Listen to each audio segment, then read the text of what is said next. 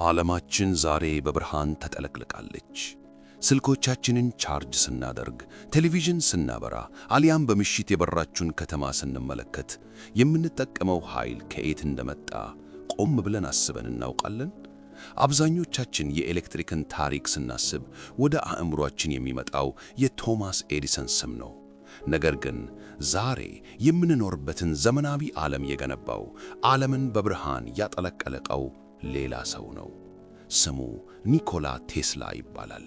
እሱ የወደፊቱን ጊዜ ያየ፣ የዘመናችንን ቴክኖሎጂ የመሰረተ፣ ነገር ግን በታሪክ ማህደር ውስጥ ተረስቶ በብቸኝነትና በድህነት ሕይወቱ ያለፈ ሊቅ ነው። ይህ ታሪክ የኤሌክትሪክ ሞገዶችን እንደ አስማት ያዘዘው፣ ዓለምን ለመለወጥ የሞከረው እና በመጨረሻም በራሱ ህልሞች የተቃጠለው የአንድ ታላቅ ሰው የሕይወት ጉዞ ነው። ለአንድ አፍታ ቪዲዮውን ላይክ እና ሰብስክራይብ በማድረግ ለቻናላችን ድጋፋችሁን አሳዩን። በተጨማሪም ከየትኛው የዓለም ክፍል እየተከታተላችሁኝ እንዳለና እናንተ ዘንድ ስንት ሰዓት እንደሆነ በኮሜንት ላይ ንገሩኝ። ከመላው ዓለም እነማን ከኛ ጋር እንደሚሆን ማየት በጣም ደስ ይላል። ሐምሌ 10 ቀን 1856 እንደ አውሮፓውያን አቆጣጠር በክሮኤሽያ በወቅቱ የኦስትሪያ ግዛት ስሚሊያን በምትባል አንዲት አነስተኛ መንደር ውስጥ አንድ ያልተለመደ ክስተት ተፈጠረ። እኩለ ሌሊት ላይ ሰማዩ በከባድ የመብረቅ ብልጭታና በነጎድጓድ ድምፅ ይናወጥ ነበር። በዚህ አስፈሪ ሌሊት ዱካ ቴስላ የተባለች አንዲት እናት ምጥ ይዟት ትሰቃይ ነበር። አዋላጇ በመብረቁ ብልጭታ እየተደናገጠች ይህ አስከፊ የአየር ጸባይ መጥፎ ዕድልን የሚያመጣ መስሏት ነበር። ይህ ልጅ የጨለማ ልጅ ይሆናል አለች በስጋት። ነገር ግን እናትየው በምጥ ስቃይ ውስጥ ሆናም ወዲያውኑ መለሰች፣ አይደለም፣ የብርሃን ልጅ ይሆናል። እናም ኒኮላ ቴስላ ተወለደ። ከልጅነቱ ጀምሮ ቴስላ እንደ ማንኛውም ተራ ልጅ አልነበረም። አባቱ ሚሉጂን ቴስላ የኦርቶዶክስ ቤተክርስቲያን ቄስ ሲሆኑ፣ ልጃቸውም የእሳቸውን ፈለግ ተከትሎ ቄስ እንዲሆን ይመኙ ነበር። ነገር ግን የትንሹ ኒኮላ አእምሮ በሌላ ዓለም ውስጥ ነበር የሚንሳፈፈው። አንድ ቀን በልጅነቱ ማካክ የሚባለውን ጥቁር ድመቱን ሲያሻሽ አንድ አስገራሚ ነገር አስተዋለ። ከድመቱ ፀጉር ላይ ትናንሽ የብርሃን ብልጭታዎች ሲወጡ እና የክራክ ድምፅ ሲሰማ ተመለከተ። አባቱን ይህ ምንድነው ብሎ ሲጠይቀው፣ አባቱ ይህ እኮ በሰማይ ላይ እንደምናየው መብረቅ ያለ ኤሌክትሪክ ነው ብሎ መለሰለት። ያች ቅጽበት፣ ያች ትንሽ የድመት ፀጉር ላይ የታየች ብልጭታ የቴስላን አእምሮ ለዘለዓለም ቀይሯታለች። ኤሌክትሪክ ምንድነው? እንዴትስ ሊቆጣጠረው እችላለሁ? የሚለው ጥያቄ የሕይወቱ ዘመን ትልቁን ቁቅልሽ ሆነ። ቴስላ እያደገ ሲመጣ አእምሮ በሚያስገርም ሁኔታ ውስብስብ ነገሮችን የመረዳት አቅም ነበረው። ማንኛውንም የፈጠራ ሥራ ወይም ማሽን በጭንቅላቱ ውስጥ በስዕል መልክ ሙሉ በሙሉ ገንብቶ አሰራሩን በምናቡ ማየት ይችል ነበር። ይህ ችሎታው ፎቶግራፊክ ሜሞሪ በሚባለው በኋለኛው ዘመን ለሠራቸው ታላላቅ ፈጠራዎች ትልቁ መሣሪያ ሆኗል። በ1875 ዓመተ ምህረት በኦስትሪያ ወደሚገኘው የግራዝ ፖሊቴክኒክ ዩኒቨርሲቲ ገባ። እዚያም ከፕሮፌሰር ፖሽል ጋር ተገናኘ። ፕሮፌሰሩ የዳይሬክት ከረንት ዲሲ ሞተርን ለተማሪዎች ሲያሳዩ ማሽኑ ከፍተኛ ብልጭታና ድምፅ ያወጣ ነበር። ቴስላ ወዲያውኑ ይህንን ማሽን ያለ ኮሚዩቴተር በአልተርኔቲንግ ከረንት እንዲሰራ ማድረግ ይቻላል ብሎ ተከራከረ። ፕሮፌሰሩ ግን ቴስላን ተሳለቁበት። ይህ መቼም የማይሆን የስበት ሕግን እንደ መቃወም ያለ የማይቻል ነገር ነው በማለት በክፍል ውስጥ አዋረዱት። ቴስላ ግን አልተሸነፈም። ሐሳቡ ቀንና ሌሊት አእምሮውን ይበላው ጀመር። መልሱን ለማግኘት ለዓመታት ተሰቃየ። አእምሮም እስከ መንኮታኮት ደረሰ። ነገር ግን በ1882 ዓመተ ምህረት በቡዳፔስት ከተማ መናፈሻ ውስጥ ከጓደኛው ጋር እየተራመደ ሳለ ድንገት መገለጥ መጣለት። የፀሐይን መግባት እየተመለከተ የጀርመናዊውን ጸሐፊ የጎተን ግጥም እያነበበ ሳለ በድንገት የኤሲ ሞተር አሰራር ሙሉ በሙሉ በአእምሮው ውስጥ ተሳለ። ቴስላ ወዲያውኑ ዱላ አንስቶ በመሬት አሸዋ ላይ ስዕሉን መሳል ጀመረ። አለው ጓደኛውን በደስታ እየጮኸ። ይህ ሞተሬ ነው፣ ተመልከት እንዴት እንደሚሠራ። በዚያች ቅጽበት ዓለምን ለዘላለም የሚቀይረው የተለዋዋጭ የኤሌክትሪክ ሞገድ አልተርኔቲንግ ከረንት ጽንሰ ሐሳብ ተወለደ። ነገር ግን ይህንን ታላቅ ሕልም እውን ለማድረግ አውሮፓ በቂ አልነበረችም። ቴስላ ዓይኑን ወደ አዲሲቷ ዓለም ወደ አሜሪካ ዞረ።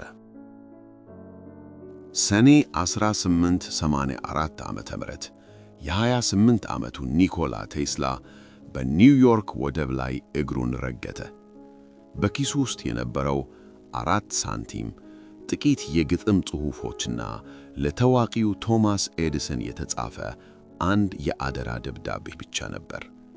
ደብዳቤው እንዲህ ይነበባል። 2 ታላላቅ ሰዎችን አውቃለሁ። አንደኛው አንተ ነህ፣ ሁለተኛው ደግሞ ከፊትህ የቆመው ይህ ወጣት ነው። ቴስላ ኤዲሰንን ሲያገኘው እንደ አምላክ ያየው ነበር። ኤዲሰን በወቅቱ ታዋቂ፣ ሀብታም እና የዳይሬክት ከረንት ዲሲ ኤሌክትሪክ ሥርዓት ባለቤት ነበር። ቴስላ ስለ ኤሲ ሞተር ሲያወራለት ኤዲሰን ሊሰማው አልፈለገም። የእኛ አሜሪካውያን መንገድ ይህ አይደለም፣ ዲሲ ብቻ ነው የምንጠቀመው አለው። ሆኖም ኤዲሰን በፋብሪካ ውስጥ ያሉትን ማሽኖች ማስተካከል አቅቶት ስለነበር ለቴስላ አንድ ፈተና ሰጠው። እነዚህን ማሽኖች አሻሽለህ ስትሰራልኝ $50,000 እከፍልሃለሁ አለው። ቴስላ ይህንን እንደ ትልቅ ዕድል ቆጠረው። ለተከታታይ ወራት በቀን ለ18 ሰዓታት ሳምንቱን ሙሉ ያለ እረፍት ሠራ። በመጨረሻም የኤዲሰንን ማሽኖች በሚያስደንቅ ሁኔታ አሻሽሎ ሥራውን አጠናቀቀ። በደስታ ወደ ኤዲሰን ቢሮ ሄዶ ቃል የተገባለትን $50,000 ጠየቀ። ይህ ገንዘብ በዛሬው ጊዜ $1 ሚሊዮን በላይ ያወጣል። ኤዲሰን ግን ወደ ኋላ ተደግፎ ሳቀበት። ቴስላ አለው እያሾፈ፣ የእኛን የአሜሪካውያንን ቀልድ ገና አልተረዳኸውም ማለት ነው። የቴስላ ልብ ተሰበረ። ክህደቱ ከአቅሙ በላይ ነበር። $50,000 ቀርቶ የሳምንት ደሞዙን እንኳን በትንሹ ከፍ ለማድረግ ኤዲሰን ፈቃደኛ አልሆነም። ቴስላ ወዲያውኑ ሥራውን ለቀቀ። ዓለምን ሊያበራ የመጣው ሊቅ በኒውዮርክ ጎዳናዎች ላይ ሥራ አጥ ሆኖ ተንከራተተ። ለቀጣዮቹ ጥቂት ዓመታት ሆዱን ለመሙላት ብቻ በቀን $2 የጉድጓድ ቆፋሪ ሆኖ ለመሥራት ተገደደ። የሰው ልጅ ታሪክን ሊቀይር የሚችል አእምሮ ይዞ በጭቃ ውስጥ ቦይ ይቆፍር ነበር። ነገር ግን በዚያ ጨለማ ጊዜ ውስጥም ቢሆን የኤሲ ሞተር ሕልሙ በአእምሮ ውስጥ መብራቱን አላቆመም ነበር። እናም ትልቁ ጦርነት ገና መጀመሩ ነበር። ቴስላ በኒውዮርክ ጎዳናዎች ላይ ቦይ እየቆፈረ የኖረበት ያ የጨለማ ጊዜ ለዘላለም አልዘለቀም።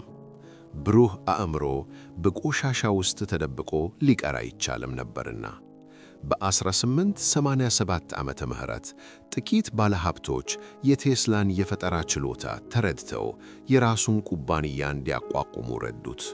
ወዲያውኑም የኤሲ ሞተርና የኤሌክትሪክ ስርጭት ሥርዓቱን ሰርቶ በማሳየት የፈጠራ ባለቤትነት ማረጋገጫዎችን አገኘ። ይህ ዜና የአንድ ታላቅ ነጋዴ ጆሮ ላይ ደረሰ። ስሙ ጆርጅ ዌስቲንግሃውስ ይባላል። ዌስቲንግሃውስ የኤዲሰንን የዲሲ ኤሌክትሪክ ሥርዓት ድክመት ያውቅ ነበር። የኤዲሰን ኤሌክትሪክ ከጥቂት ኪሎ ሜትሮች በላይ መጓዝ አይችልም። በየአካባቢው የኃይል ማመንጫ ጣቢያዎችን መገንባት ግድ ይል ነበር። ዌስቲንግሃውስ የቴስላን ላቦራቶሪ ሲጎበኝ ያየውን ማመን አቃተው። ቴስላ የሠራው የኤሲ ሥርዓት ኤሌክትሪክን በከፍተኛ ቮልቴጅ በመቶዎች ለሚቆጠሩ ኪሎ ሜትሮች ያለ ምንም ችግር ማስተላለፍ የሚችል ነበር። ዌስቲንግሃውስ ወዲያውኑ የቴስላን የፈጠራ መብቶች በከፍተኛ ገንዘብ ገዛ። ቴስላም አዲስ ሕይወት ጀመረ። ነገር ግን ቶማስ ኤዲሰን ይህን ሲሰማ በንዴት ጦፋ። ግዛቱ አደጋ ላይ መውደቁን ተረዳ። እናም በታሪክ ውስጥ የሞገዶች ጦርነት ወይም ዎር ኦፍ ዘ ከረንትስ በመባል የሚታወቀው እጅግ አሳፋሪና ጨካኝ የፕሮፓጋንዳ ዘመቻ ጀመረ። ኤዲሰን የቴስላን ኤሲ ኤሌክትሪክ ገዳይና አደገኛ ነው ብሎ ሕዝቡን ለማሳመን ሞከረ። በመንገድ ላይ የሚገኙ የባዘኑ ውሾችን፣ ድመቶችን፣ አልፎ ተርፎም ቶፕሲ የተባለች ዝሎንን ሳይቀር ጋዜጠኞችና ሕዝብ በተሰበሰቡበት በኤሲ ኤሌክትሪክ እያጠመደ ገደለ። የመጀመሪያውን የኤሌክትሪክ ወንበር የሞት ቅጣት ማሽን በድብቅ በመደገፍ ተመልከቱ፣ የዌስቲንግሃውስና የቴስላ ኤሌክትሪክ ሰውን ለመግደል ነው የሚያገለግለው በማለት የስም ማጥፋት ዘመቻውን አፋፈመው። ሕዝቡ በፍርሃት ተዋጠ። ቴስላ ግን ዝም ብሎ አልተቀመጠም። የኤዲሰንን የፍርሃት ዘመቻ ለመስበር በራሱ ሕይወት ላይ ትልቅ አደጋ ወሰደ። በብዙ ሕዝብ ፊት በመቆም በሚሊዮን የሚቆጠር ቮልቴጅ ያለውን የኤሲ ኤሌክትሪክ በገዛ አካሉ ውስጥ እንዲያልፍ አደረገ። መብራቶች በእጁ ላይ ሲበሩ፣ ሰውነቱ በኤሌክትሪክ ብልጭታ ሲሸፈን፣ ቴስላ ግን ምንም አልሆንም ነበር። በዚህ አስደናቂ ትዕይንት ኤሲ በትክክል ከተያዘ ፍጹም ደህንነቱ የተጠበቀ መሆኑን ለዓለም አረጋገጠ። የኤዲሰንን የውሸት ፕሮፓጋንዳም መፈረስ ጀመረ። 1893 ደረሰ። በቺካጎ ከተማ ታላቁ የዓለም የኮሎምቢያን አውደ ርዕይ ወርልድስ ኮሎምቢያን ኤክስፖዚሽን ሊካሄድ ዝግጅት ተጀመረ። ይህን ግዙፍ አውደ ርዕይ በኤሌክትሪክ ብርሃን ለማድመቅ ጨረታ ወጣ። ኤዲሰንና ጄኔራል ኤሌክትሪክ ኩባንያ በአንድ በኩል፣ ቴስላና ዌስቲንግሃውስ ደግሞ በሌላ በኩል ሆነው ተጫረቱ። የቴስላ የኤሲ ሥርዓት እጅግ ርካሽና ቀልጣፋ በመሆኑ ጨረታውን አሸነፉ። ግንቦት 1 ቀን ምሽት ላይ የዩናይትድ ስቴትስ ፕሬዝዳንት ግሮቨር ክሊቭላንድ የወርቅ ማብሪያ ማጥፊያውን ተጫኑ። በዚያች ቅጽበት 100,000 የሚሆኑ አምፖሎች በአንድ ጊዜ በራሱ የቴስላ የኤሲ ኃይል በሩ። ቺካጎ በብርሃን ተጠለቀለቀች። ተሰብሳቢው ሕዝብ በአድናቆት ጮኸ። የሌሊቱ ጨለማ ወደ ቀንነት ተቀየረ። ቴስላ በዚያች ምሽት ታላቅ የዘመኑ ጀግና ሆኖ ቆመ። ኤዲሰን የሞገዶችን ጦርነት በይፋ ተሸነፈ። ነገር ግን የቴስላ ትልቁ ሕልም ገና ከፊቱ ነበር። ገና በልጅነቱ የናያጋራ ፏፏቴን ስዕል ሲያይ ለአባቱ አንድ ቀን የዚህን ፏፏቴ ኃይል ተጠቅሜ ኤሌክትሪክ አመነጫለሁ ብሎ ቃል ገብቶ ነበር። ያ የልጅነት ሕልም እውን የሚሆንበት ጊዜ መጣ። በቺካጎ ካሳዩት አስደናቂ ስኬት በኋላ በናያጋራ ፏፏቴ ላይ የመጀመሪያውን ግዙፍ የውሃ ኃይል ማመንጫ ሃይድሮ ኤሌክትሪክ ፓወር ፕላንት የመገንባት ኮንትራት ለቴስላና ለዌስቲንግሃውስ ተሰጠ። ይህ ሥራ የሰው ልጅ ታሪክን የቀየረ ግዙፍ ፕሮጀክት ነበር። በ1896 ማመንጫው ተጠናቆ 35 ኪሎ ሜትር ርቃ ወደምትገኘው ጎረቤት ከተማ ቡፋሎ የመጀመሪያው ኤሌክትሪክ ተላከ። ይህ ድል የኤሲ ኤሌክትሪክን በዓለም ዙሪያ ተቀባይነት እንዲያገኝ ያደረገው። ዛሬ እኛ የምንጠቀመው ዓለምን እያንቀሳቀሰ ያለው ኃይል ቴስላ በዚያች ቀን የፈጠረው ያው ሥርዓት ነው። ቴስላ ዓለምን በብርሃን የመሙላት ተልእኮውን አሳካ። ነገር ግን ቴስላ በዚህ ብቻ የሚቆም ሰው አልነበረም። የሱ አእምሮ ቀድሞኑ ወደሚቀጥለው እጅግ አደገኛና ምስጢራዊ ፕሮጀክት ተጉዞ ነበር። ያለ ሽቦ ዋየርሌስ ኃይልንና መረጃን ስለማስተላለፍ ማለም ጀምሮ ነበር። እናም ይህ አዲስ ሕልም ሕይወቱን ወደ ሌላ አቅጣጫ፣ ወደ ታላቅ ከፍታና እጅግ አሳዛኝ ውድቀት ሊወስደው ተዘጋጅቷል። በ1899 ዓመተ ምህረት ኒኮላ ቴስላ ኒውዮርክን ትቶ ወደ ኮሎራዶ ስፕሪንግስ ተጓዘ። ዓላማው ምን ነበር? ዓለምን በሽቦ ዋየርስ ሳይሆን በአየር ላይ በሚጓዝ የኤሌክትሪክ ሞገድ ለማገናኘት መሞከር። እዚያም በከፍተኛ ተራራዎች ግርጌ አንድ ግዙፍና እንግዳ የሆነ ላብራቶሪ ገነባ። በላብራቶሪው ጣሪያ ላይ 43 ሜትር ቁመት ያለው የብረት ምሰሶ ቆመ። ቴስላ እዚያ ያደረጋቸው ሙከራዎች ከሳይንስ ይልቅ አስማት ይመስሉ ነበር። ቴስላ ኮይል የተባለውን ግዙፍ መሳሪያ በመጠቀም በሰው ልጅ ታሪክ ታይቶ የማይታወቅ ሰው ሰራሽ መብረቅ ፈጠረ። 30 ሜትር ርዝመት ያላቸው የመብረቅ ብልጭታዎች ከላብራቶሪው ጣሪያ ላይ ሲወጡ ድምፁ እስከ 25 ኪሎ ሜትር ርቀት ድረስ ይሰማ ነበር። ኮሎራዶ ስፕሪንግስ ነዋሪዎች ይህ ሰው ምን እያደረገ ነው በማለት በድንጋጤ ይመለከቱት ነበር። በአንድ ወቅት ቴስላ በከባቢ አየር ውስጥ ያለውን የኤሌክትሪክ ኃይል በመጠቀም ከመሬት ውስጥ 8 ኪሎ ሜትር ርቀት ላይ ያሉ 200 አምፖሎችን ያለምንም ሽቦ አበራ። ይህ አስደናቂ ስኬት ነበር። ቴስላ ዓለም በሙሉ የኤሌክትሪክ ማስተላለፊያ ናት ብሎ አመነ። ነገር ግን በአንድ ሌሊት ቴስላ ሌላ አስደናቂ ነገር አጋጠመው። በመሳሪያዎቹ ላይ እንግዳ የሆኑ ምልክቶች፣ ሲግናሎች ደረሱት። እነዚህ ምልክቶች ተከታታይነት ያላቸውና አስተዋይ ከሆነ አካል የመጡ ይመስሉ ነበር። ቴስላ በወቅቱ ከማርስ ወይም ከሌላ ፕላኔት የመጡ ፍጥረታት እያነጋገሩኝ ነው ብሎ በይፋ ተናገረ። ዓለም ይህንን ሲሰማ ቴስላ አእምሮውን ስቷል ብሎ ማሰብ ጀመረ። ዛሬ ግን ሳይንቲስቶች ቴስላ በወቅቱ የጠፈር የራዲዮ ሞገዶችን ኮስሚክ ሬዲዮ ዌቭስን ለመጀመሪያ ጊዜ የሰማ ሰው ሊሆን እንደሚችል ይገምታሉ። ከኮሎራዶ ሲመለስ ቴስላ ሕይወቱን ሙሉ ሲያልመው የነበረውን ትልቁን ፕሮጀክት ጀመረ። በሎንግ አይላንድ ዋርደን ክሊፍ ማማ የተባለውን ግዙፍ ግንብ መገንባት ጀመረ። የዚህ ማማ ዓላማ መላውን ዓለም በነፃ የኤሌክትሪክ ኃይልና በመረጃ ማገናኘት ነበር። በዛሬው ቋንቋ ቴስላ በ1900 ዓመተ ምህረት የኢንተርኔትና የገመድ አልባ ስልክን ጽንሰ ሐሳብ አስቦ ነበር። ይህንን ግዙፍ ፕሮጀክት የገንዘብ ድጋፍ ያደረገለት ቢሊዮኔሩ ጄፒ ሞርጋን ነበር። ነገር ግን ሞርጋን ቴስላ የነፃ ኤሌክትሪክ ወይንም ፍሪ ኤነርጂ ማከፋፈል እንደሚፈልግ ሲረዳ ደነገጠ። ሞርጋን ቆይ ሰዎች ኤሌክትሪክን በነፃ ካገኙ የኔ የት ጋ ነው ሜትር ገጥሜ ገንዘብ የሚሰበስበው ብሎ ጠየቀ። ለሞርጋን የቴስላ ፈጠራ ለሰው ልጅ የሚሰጥ ስጦታ ሳይሆን የትርፍ ምንጭ መሆን ነበረበት።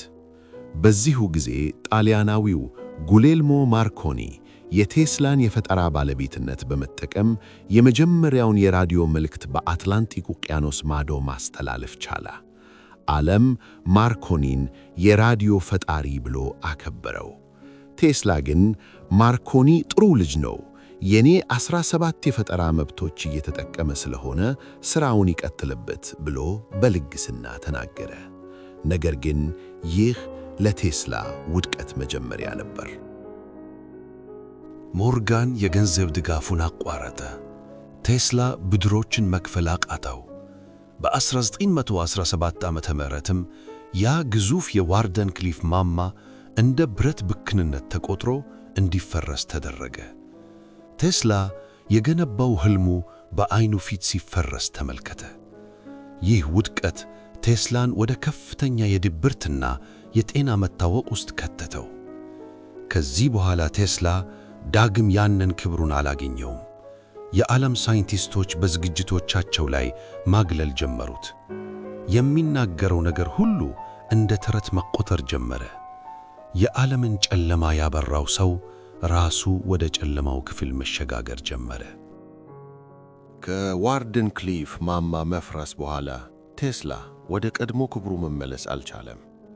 የዓለምን ጨለማ ያበራው ታላቁ ሊቅ የራሱ ሕይወት በጨለማና በብቸኝነት መዋጥ ጀመረ። ገንዘቡ እያለቀ ሲመጣ ከኒውዮርክ ውድ ሆቴሎች ወደ ርካሽ ሆቴሎች እየተዛወረ መኖር ጀመረ። የሆቴል ኪራይ መክፈል ሲያቅተውም በድብቅ ዕቃውን ጠቅልሎ ይወጣ ነበር። በዚህ ጊዜ ውስጥ ቴስላ እንግዳ የሆኑ ባህሪያትን ማሳየት ጀመረ። ከሰዎች ጋር ከመቀላቀል ይልቅ መገለልን መረጠ። በአእምሮ ውስጥ የነበረው ጫና ወደ ኦብሴሲቭ ኮምፐልሲቭ ዲስኦርደር ወይም የባህሪ መዛባት ተለወጠ። ማንኛውንም ሥራ ሲሠራ ቁጥር 3ን ወይም የ3ን ብዜቶች መጠቀም ጀመረ። ወደ ሆቴሉ ከመግባቱ በፊት ሕንፃውን 3 ጊዜ ይዞራል። ምግብ ከመብላቱ በፊት ሳህኑን በ18 ንጹሕ ሶፍት ናፕኪንስ ያበለጨልጫል። ሰዎችን መጨበጥ አቆመ።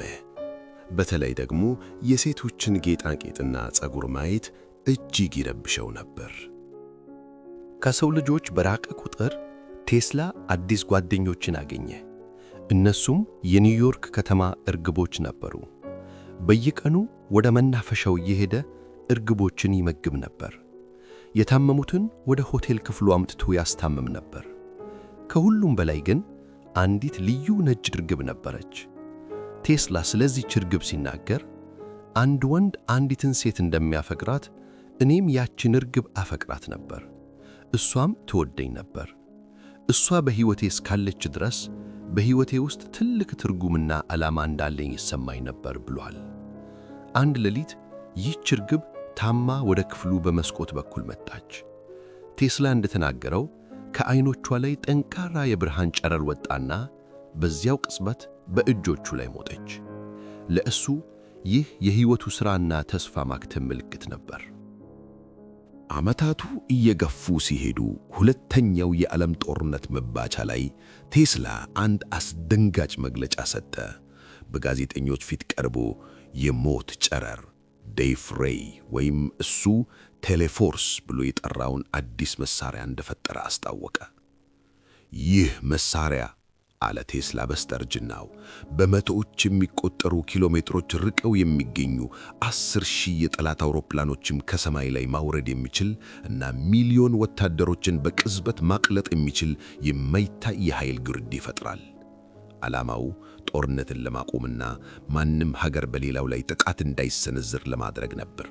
ነገር ግን የአሜሪካ መንግስትም ሆነ የሶቪየት ኅብረት ይህንን ምስጢር ለማግኘት ተራሮጡ። ይህ የሞት ጨረር እውነት ነበር ወይስ የአንድ አዛውንት ሊቅ የተሰበረ አእምሮ ቅዠት? ማንም በእርግጠኝነት አያውቅም። በመጨረሻም ጥር 7 ቀን 1943 በኒውዮርክ ከተማ ኒውዮርከር ሆቴል ክፍል ቁጥር 3327 ውስጥ ኒኮላ ቴስላ በተወለደው በ86 ዓመቱ በብቸኝነት ያለ አንዳች ሳንቲም በዚች ምድር ላይ የመጨረሻውን ትንፋሽ ተነፈሰ።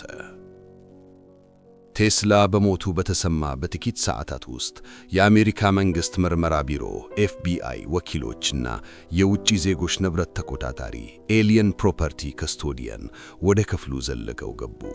የቴስላን ማስታወሻዎች፣ ዲዛይኖችና ማኅደሮች በሙሉ በሳጥን አሽገው ወሰዱት። መንግሥት የቴስላን የሞት ጨረር ዲዛይን የጠላት እጅ እንዳይወድቅ ፈርቶ ነበር። እነዚያ ምስጢራዊ ሰነዶች ለብዙ አስርተ ዓመታት በመንግሥት ካዝና ውስጥ ተቆልፎባቸው ቆይተዋል። ኒኮላ ቴስላ በሞተበት ወቅት ዓለም ረስቶት ነበር። ስሙ ከታሪክ መጽሐፍት ውስጥ ጠፍቶ ቶማስ ኤዲሰን የኤሌክትሪክ አባት ተብሎ ዘውድ ተጭኖለት ነበር።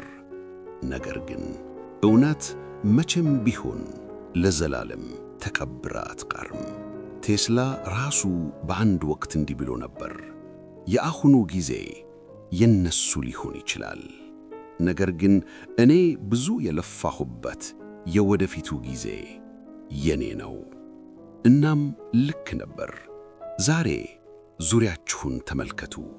በየቤታችን የሚገባው የኤሌክትሪክ ኃይል፣ ኤሲ፣ ራዲዮ፣ ሪሞት ኮንትሮል፣ የኒዮን መብራቶች፣ የሮቦቲክስ ጽንሰ ሐሳብ፣ ገመድ አልባ ግንኙነት፣ ዋየርለስ ኮሚኒኬሽን፣ እነዚህ ሁሉ የቴስላ አእምሮ ውጤቶች ናቸው።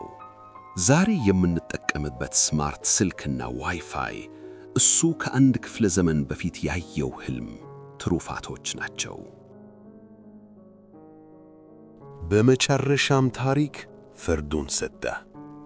ዛሬ በዓለም ላይ ካሉት ግዙፍ የቴክኖሎጂ ኩባንያዎች አንዱ ቴስላ በሚል ስሙ ተሰይሟል። የዓለም አቀፉ የማግኔቲክ መስክ መለኪያ አሃድ ቴስላ ተብሎ ተጠርቷል። ኒኮላ ቴስላ ለገንዘብ ብሎ አልኖረም፣ ለዝና ብሎ አልሰራም። የሱ ብቸኛ ፍላጎት የሰው ልጅ ሕይወት ማሻሻል፣ ዓለምን ከጨለማ ማውጣት ነበር። የሌሎች ሰዎችን ክህደት ሲያስታውስ የተናገረው የመጨረሻ ቃሉ የልቡን ንጽሕና ያሳያል። የኔን ሐሳብ ስለሰረቁት አላዝንም፣ የማዝነው የራሳቸው የሆነ ምንም ሐሳብ ስለሌላቸው ነው። I don't care that they stole my idea. I care that they don't have any of their own. ይህ የብርሃኑ አባት የኒኮላ ቴስላ ታሪክ ነው።